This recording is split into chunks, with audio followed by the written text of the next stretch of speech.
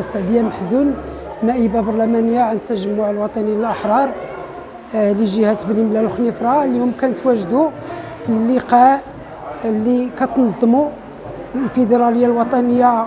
للمرأة التجمعية على صعيد جهة بني ملال وخنيفرة، والحمد لله كان لقاء ناجح بامتياز بواحد العدد ديال النساء الحاضرات من جميع المدن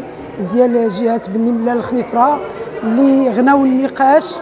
ورفعنا فيه توصيات، وكانوا يعني طاقات سياسيات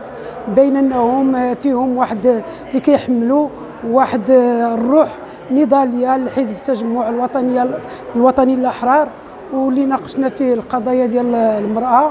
اللي فتح لنا الآفاق، وبالاخص القضيه ديال المرأة القرويه والمعاناه اللي كتعانيها، لانها ما كتحققش ما كتستافدش من الحقوق ديالها كنساء الحواضر، لا من التعليم ولا من الصحه ولا من التشغيل ولا من الطرق ولا من المدارس ولا من الاناره ولا من الماء. ولكن حنايا كفاعلة السياسيات وكحزب التجمع الوطني للأحرار وكحكومه كنشتغلوا باش ان شاء الله تاخذ حقها في التنميه ديال التعليم بالنسبه للمدارس الجامعاتيه، ولا الصحه ببناء المستوصفات،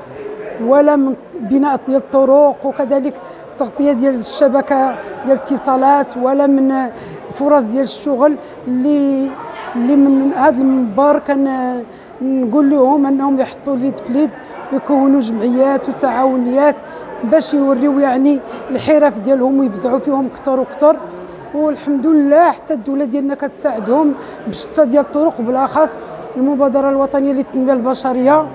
وكاين طرق اخرى عاود مناش كيستافدوا، وحتى الجهه ما كتبخلش عليهم بالفضاء اللي كتوفر لهم ديال المعارض اللي كيسوقوا المنتوجات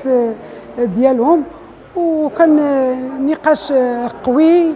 وناجح بامتياز، لا بالحزب لا بالمكونات ديالو، والفضل كيرجع الكبير لسيدنا الله ينصرو اللي عطى المكانه للمراه اللي كتستحقها. وعندنا الحمد لله المراه تبوات